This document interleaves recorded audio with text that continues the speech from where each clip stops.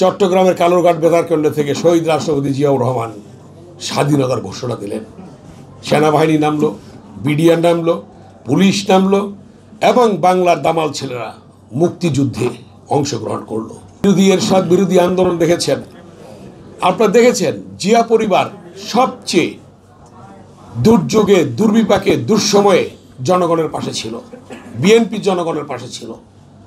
1971 সালে 25শে মার্চ যখন পাকিস্তানি হানাদার বাহিনী আক্রমণ করে ঢাকায়, তারপরের দিন জনগণ দিক বিদিক ছিল।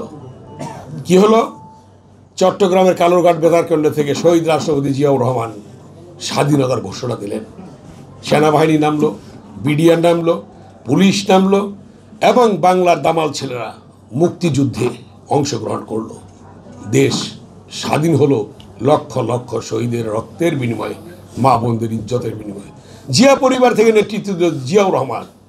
90-এর স্বৈরাচার বিরোধী আন্দোলন, যখন গণতান্ত্রিক সরকারকে হটিয়ে এরশাদ ক্ষমতা দখল করে দীর্ঘ 9 বছর আপসীর নেতৃত্ব দিয়ে দেশনেত্রী বেগম খালেদা জিয়া বাংলাদেশে গণতন্ত্র পুনরুদ্ধার করল। এবং তার পরবর্তীতে জানেন জিয়া পরিবার থেকে নেতৃত্ব দেওয়া হয়েছিল আপসীনভাবে। আরেকজন নেত্রী ছিলেন, বারবার বেইমানি করেছে জনগণের সাথে, শহীদের রক্তের সাথে, তার ফলাফলও দেখেছেন। 91 সালে বিএনপি ক্ষমতায় আসলো, ষড়যন্ত্র শুরু হলো, চক্রান্ত শুরু হলো। বিএনপির তৎকালীন সিনিয়র যুগ্ম মহাসচিব তারেক রহমান এই বাংলাদেশকে সামনের দিকে এগিয়ে নিয়ে যাওয়ার জন্যে, জিয়ার স্বপ্ন বাস্তবায়নের জন্য, একটি আধুনিক বাংলাদেশ গড়ে তোলার জন্য তিনি চেষ্টা করলেন। জিয়াউর রহমানের স্বপ্ন ছিল স্বনির্ভর বাংলাদেশ। সেই স্বনির্ভর বাংলাদেশ গড়ে তোলার জন্য তারেক রহমান একটি স্লোগান দিয়েছিলেন, একটি উদ্যোগ, একটু চেষ্টা এনে দিবে সচ্ছলতা, দেশে আসবে স্বনির্ভরতা। সে স্বনির্ভর বাংলাদেশ গড়ার উদ্দেশ্য ছিল তারেক রহমানের। আপনারা জানেন আজকে বাংলাদেশে নির্বাচন নিয়ে একটি দল ষড়যন্ত্র করছে, চক্রান্ত করছে। স্বাধীনতার সময় যাদের বিতর্কিত ভূমিকা ছিল তারা আজকে পিয়ার পদ্ধতির নামে নির্বাচন বানচালের চেষ্টা করছে। কিন্তু নির্বাচন বানচাল করা যাবে না। নির্বাচন বাংলাদেশে হবে। অন্তর্বর্তীকালীন সরকারের প্রধান উপদেষ্টা তিনি ঘোষণা করেছেন 26 সালের ফেব্রুয়ারির প্রথমার্ধে নির্বাচন হবে।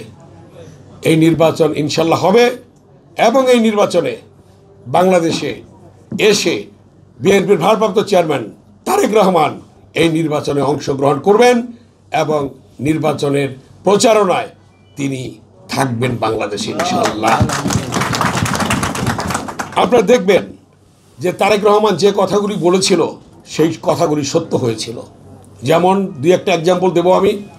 তিনি বলেছিলেন দেশ যাবে কোন পথে, ফয়সালা হবে রাজপথে। কথাটি চিন্তা করে দেখবেন আপনারা কিভাবে 52-এর ভাষা আন্দোলন, মায়ের ভাষা প্রতিষ্ঠার জন্য সালাম, বরকত, রফিক রক্ত দিয়েছে, রাজপথে ফয়সালা হয়েছে তাদের রক্তের বিনিময়ে। 62-র শিক্ষা আন্দোলন, ওয়াজিউল্লাহ বাবুলের রক্তের বিনিময়ে সেদিন শিক্ষার অধিকার আমরা পেয়েছিলাম, রাজপথে ফয়সালা হয়েছে। 69-এর গণঅভ্যুত্থান, শহীদ আসাদের রক্তের বিনিময়ে আমরা সফল গণঅভ্যুত্থান পেয়েছিলাম, রাজপথে ফয়সালা হয়েছে। আপনারা দেখেছেন 71-এর মুক্তিযুদ্ধ, রাজপথে ফয়সালা হয়েছে লক্ষ লক্ষ শহীদের রক্তের বিনিময়ে। আপনারা দেখেছেন 90-এর স্বৈরাচার বিরোধী গণতান্ত্রিক আন্দোলন, জিয়াদ ডাক্তার মিলনের রক্তের বিনিময়ে রাজপথে ফয়সালা হয়েছে, আমরা গণতন্ত্র পেয়েছি।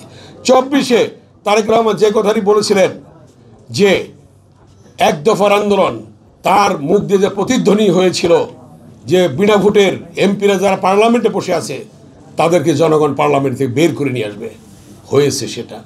তিনি বলেছিলেন বিনা ভোটের এমপিরা যারা মন্ত্রী হয়ে সচিবালয়ে বসে আছে তাদেরকে জনগণ বের করে নিয়ে আসবে সচিবালয় থেকে, সত্য হয়েছে।